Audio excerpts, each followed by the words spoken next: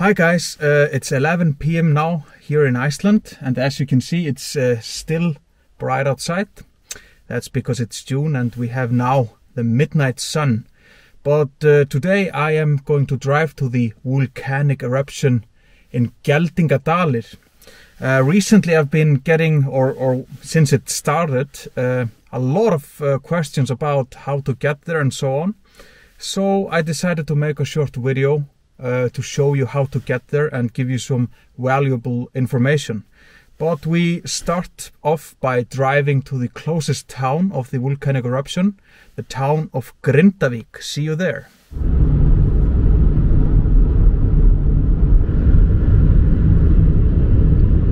I'm now driving on the road that lies between Reykjavík and the airport, international airport.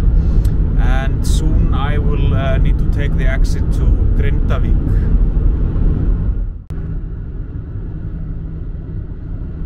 And this is where we need to exit the highway. It says here Reykjavík and Bláa Lónið, which is the Blue Lagoon. It's the same road to get to the Blue Lagoon and the volcanic eruption. And we go here down the exit. Go to the roundabout and we take the last exit. The last exit takes us, like mentioned, on road 43 to Reykjavík. And here's another roundabout shortly after, and that's where we just drive straight ahead.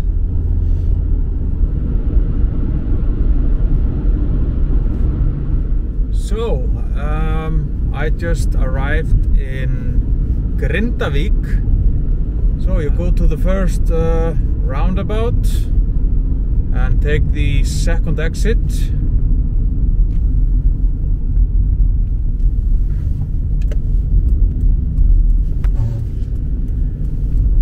Drive past this supermarket here on the left side.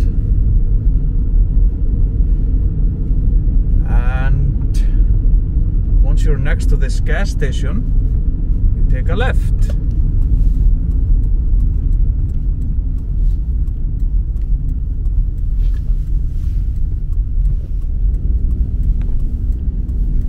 And then, directly after that, you take another left. Okay.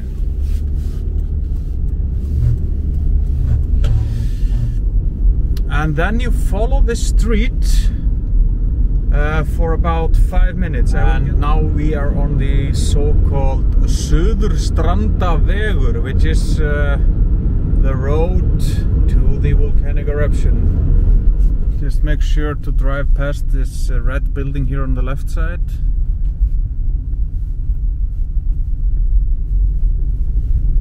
This one. There are so many people here, even though it's almost midnight. But the parking spots are a little bit further, so don't worry if you think you should have turned at some point earlier. So after driving for about 2 minutes from the red building you saw earlier, you will see this sign here. P, it means parking, of course. And here you make a turn to the right and drive this horrible road for about another 2-3 minutes. Then you reach the parking spots. Look at all the cars here. It's crazy how many people are here that late. I thought I was going to be one of few people, but I was wrong. I was very wrong. It took me about 1 hour to drive here from my home in Reykjavík, so it isn't that far. It's probably a little bit shorter if you're coming straight from the airport. I would guess probably around 40 minutes, 30-40 minutes probably. But here at the parking lot, the hike starts, so let's go. Look at that. Wow.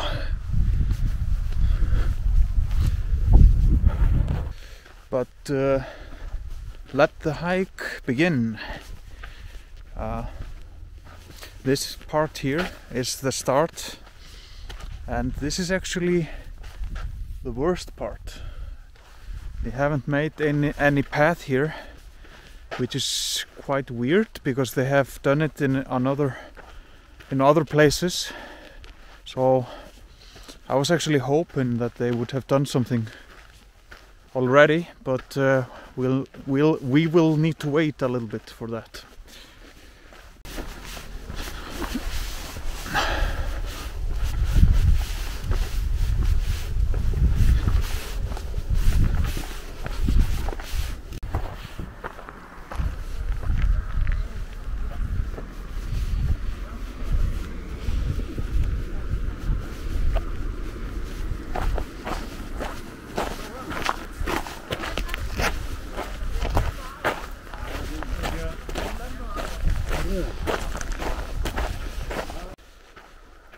Most of the people that were parked are going back, so I hope there will be not too many people there.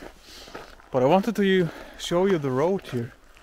It's quite amazing.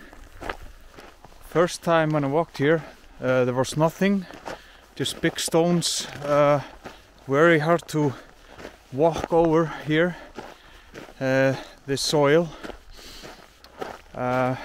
So they have made huge improvements, and actually the path is good all the way from the red building you saw earlier. The first time I walked to the volcano, I walked 20 kilometers or over 20 kilometers. This road I was driving earlier was closed, so I walked all the way from the Blue Lagoon, which is very far. And it was also very cold, but let's soldier on.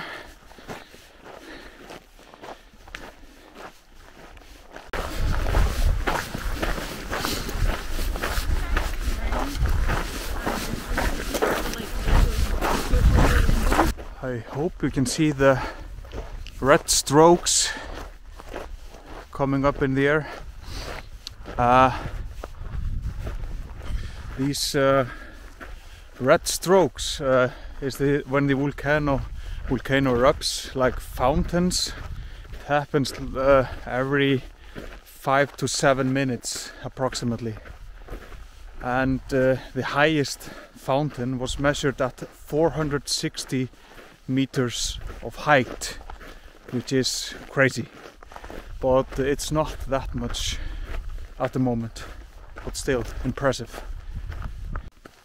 The total distance to the eruption is 3 kilometers now one way, so it's not that long. And if you look here, there are actually two ways. You can go to the left or follow the main road. I suggest you follow the main road. It's way better at the moment, but it might change. It's constantly changing, so. But for now, the main road. Once you reach this mountain over here,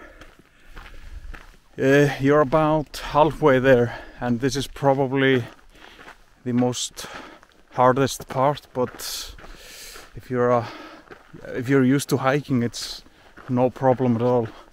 They have also improved the road a lot since I was here first. Like I mentioned earlier, it was almost impossible to walk up here in snow. It was so slippery, but now it's just very wide and a nice path, so it's quite easy to walk up here. Let's go. Still many people coming back.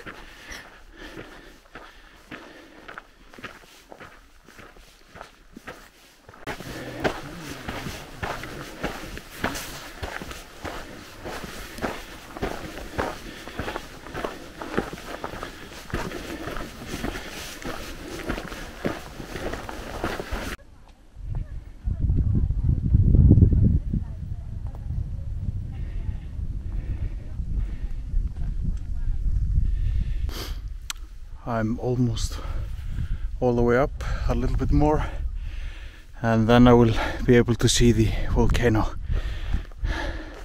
But the mountain is almost finished, which is very nice. Up there is the main crater, as you can see from the smoke, and we have lava starting to flow in this valley here. And if it continues for a long time, probably it will reach the road I was driving on earlier. So that's quite crazy to think about, but that might happen. Once you reach the top of the mountain, you will see this. So here's the lava field and the crater, but you can also walk a little bit further on the right side of this mountain, you can see here. But let's take a look at the lava.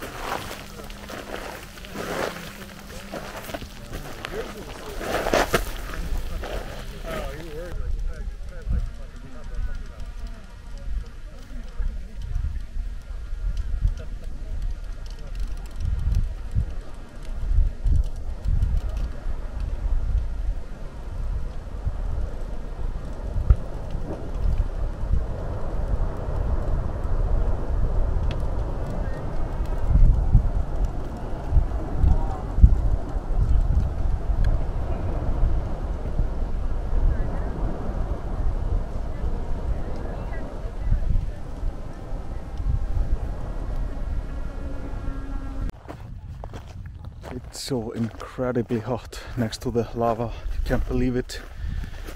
Even if you're standing 2 meters away, it feels like your skin is burning, but always amazing to come back here. I'm now gonna take you to the right side of the mountain I showed you earlier. This mountain here. It is possible to get a little bit closer, but they have closed down an area where it was possible to get very close to the crater. But I'm gonna respect that, and I will not go over on the other mountain, which is closer. Many people are doing it, but it can be dangerous.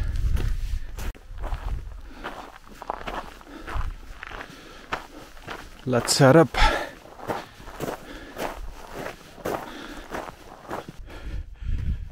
I'm on the mountain now, and I can see the crater quite well.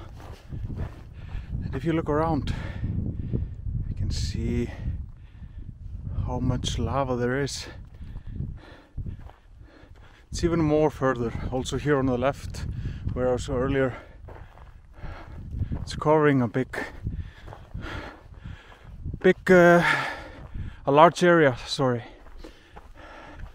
But if you look at the mountain further away in front of the crater, that's the area where it's banned to go, because the lava on this side and the lava on this side can connect, which means if it happens, they will be stuck up there and need to be rescued. But they don't care. Now it's time to fly the drone. Let's see if I get some good footage.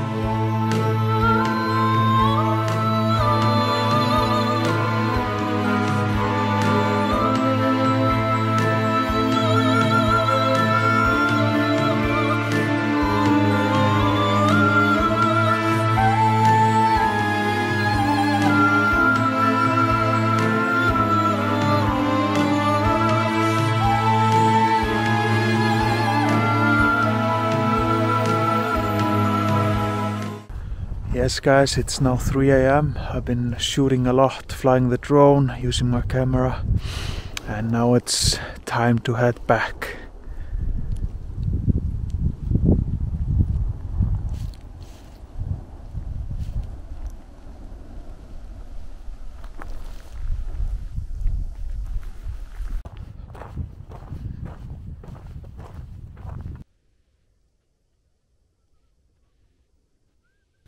Finally back to the car. It's 4:30 AM. I'm quite tired after a good trip to the volcano. This is my first vlog style video. I hope you liked it. And if you did, please subscribe. There will be more to come. Thank you so much.